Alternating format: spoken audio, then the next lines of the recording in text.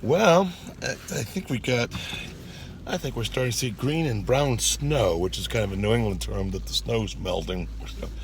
So it's definitely warmed up. It's actually quite nice weather. So today, I want to talk about an old saying, and with a kind of a story that it's okay to speak up. Today, that old saying is, if you see something, say something. On Brother Mark, Turner Syndrome, Butterflies and Life. Just really encouraged, though, got some notes of encouragement. I've also been dealing with some great adults and fellowshipping, and they're learning about my advocacy and my care, and so I had a chance to hear some really great stories on a chat, so that was really nice.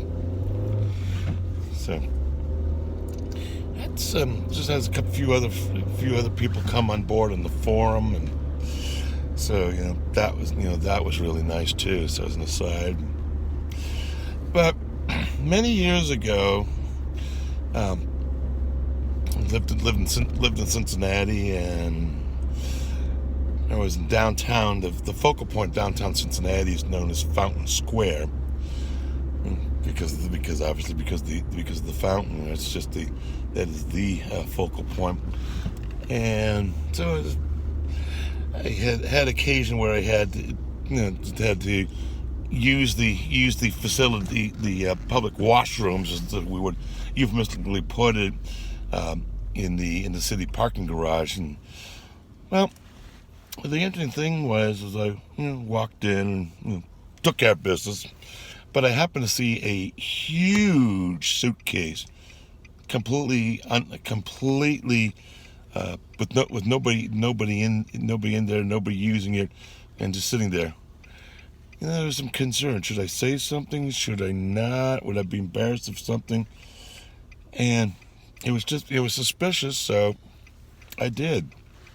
I grabbed just an officer working the beat on the square, and said, "I think we got a suspicious package." And they went down and looked at it, and said, "Yeah, I think you're right." And so as it turned out, the square was cordoned off, and that kind of and then obviously traffic was redirected, and everybody was off the square. And they said, stick around. I said, okay. That's, and I did. I was understandably nervous, and it was like, what was really going on? And there could have been a bomb in there, and it could have had an Oklahoma City effect on it, if you will. As it turned out, it was just some homeless person just used the suitcase as kind of a central changing point, shall we say, and that was the purpose of the suitcase. Well, the bomb squad carried it off, and the officer explained, "Yeah, we know what the situation is," and they said, "You're free to go." And so I know I did the right thing by speaking up. It turned out to be nothing, but if I didn't, maybe it could have been an explosive device, and maybe the fortunes of downtown Cincinnati would have changed considerably.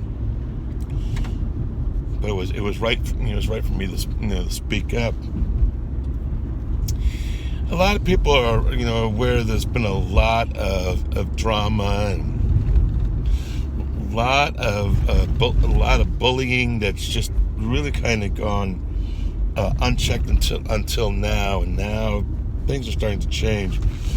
Now, all I can say, though, obviously, because there are things going on, the only thing I'm allowed to say is the issue is being handled appropriately. And that's all I can say. But the funny thing, though, is a lot of women are starting to come forward. One woman was got a fake video, and I mean, it was a major cause for alarm. This bullying's got to stop. And well, it'll be handled appropriately. One theme, though, that I've heard is a lot of people are scared to speak up. They're scared to speak up because of the bullying. Well, the only way that one can put a stop to bullying is by speaking up. I want to tell, and I know for butterflies, sometimes with anxiety and sometimes learning disabilities, it's hard to speak up. But for those, and if you're having trouble speaking up, there are still things, and if the nature of your anxiety is such that you can't speak up, you don't want to be part of the drama, but there's still things that you can do, to help. So there are still things that you can do. So what if you're the one who wants to speak up but just can't? And you just can't. And there are a lot of butterflies just can't. That's fine. There's nothing wrong with that. That's just you're not able to. Well, there's still things you can do. You can always report to social media if you see something that's offensive or threatening or harassing or anything that looks potentially illegal. You can always report it to whatever, whether it be Facebook or TikTok or Twitter. Well, we haven't seen anything on Twitter, but certainly on YouTube, you can definitely report it. And if everybody reports it, and if there's a trend, then obviously the security and legal departments of these social media platforms are going to start to take notice and act appropriately to put a stop to it. So you can quietly report what you see. And you say, well, Mark, it doesn't do anything. Well, actually it does, because if everybody starts to report what they're seeing, and there's enough reports, then people are going to start noticing. So that one report can make all the difference. What if you can, and what if you want to speak up? You can. We all deserve to be treated with dignity and respect. And I've been more in my share of unhealthy, abusive relationships and unhealthy and abusive groups. And I know there's that fear of speaking up. But when people start to speak up one by one, and the story starts getting out, that's education. That's advocacy. And bullying does not belong in the Turner Syndrome community. Never has, never does, and never will. We all we've all been bullied. I've been bullied. As part of my learning disabilities, I know what bullying looks like, and that's why I can relate to a lot of the sisters, because a lot of the bullying, because of their learning disabilities and their social anxieties that I've got too, I can thoroughly relate to. But when I get a chance to speak up, there's a couple of reasons it's good to speak up. One, if I speak up, and this is just not putting myself in the shoes of a butterfly who's previously fearful to speak up, but if once butterfly starts to speak up and says, "Yeah, what, you too? Yeah, that happened to me." And the other people start to speak about their experiences about the bullying and about the attack the past couple of years, then there's going to be greater awareness of it. So it's okay to speak up, because speaking up, it's no longer a secret. You're getting out of your system, and you're educating others. And when you speak up, then other butterflies who've been bullied have the courage to speak up. And then the word starts to get out, and then the Turner Syndrome community's got to really take a good hard look. And I think they are. So, if you see something, say something. Nobody deserves to be attacked. Nobody deserves to have false memes. Nobody deserves to be name called. Nobody deserves to get those menacing texts at 11 o'clock at night? Nobody. So if you see something, say something. It's okay. And there are safe places to do it. And if all of us start to tell our stories, it's going to have a major ripple effect. And it's going to create awareness. It's going to create healing. It's going to create reconciliation. And it's also an advocacy. It's really a chance to really work on that elephant in the room that none of us want to deal with. I do know that sometimes some of the things that kind of started to blow up on people's faces. It's like, okay, this isn't quite working out too well, is it? And then the other thing too, that is that some people have come forward and said, Mark, I'm wrong. Or to other butterflies, hey, butterfly sister, I'm wrong. I didn't know what I was doing. I got caught up in it. And I've actually seen a few people actually come forward. And I'm going to respect their anonymity for everything. And the neat thing is that some people that were mortal enemies now, they need time to heal, and that's okay. And they got it. Take all the time you need. Yeah.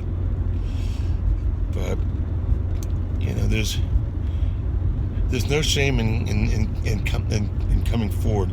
There are a lot of recovery communities that are online, that are confidential. Facebook's got the ones of narcissistic abuse have helped me immensely. I know that in the Turner syndrome community, I know that there are lots of private chats. So you can always come to me, and if you don't feel comfortable coming to me because I'm a big male, that's all right. Go to a sister you trust. Go to a counselor. Go to a member of the clergy, law officer, whoever you feel safe.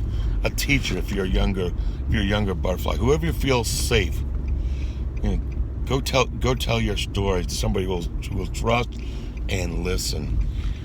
And to the ones who realize I blew it, I want to let you know there's a lot of grace, there's a lot of mercy, there's a lot of forgiveness from me, and there's a lot of butterflies who are ready to say, okay, yeah, we're here for you.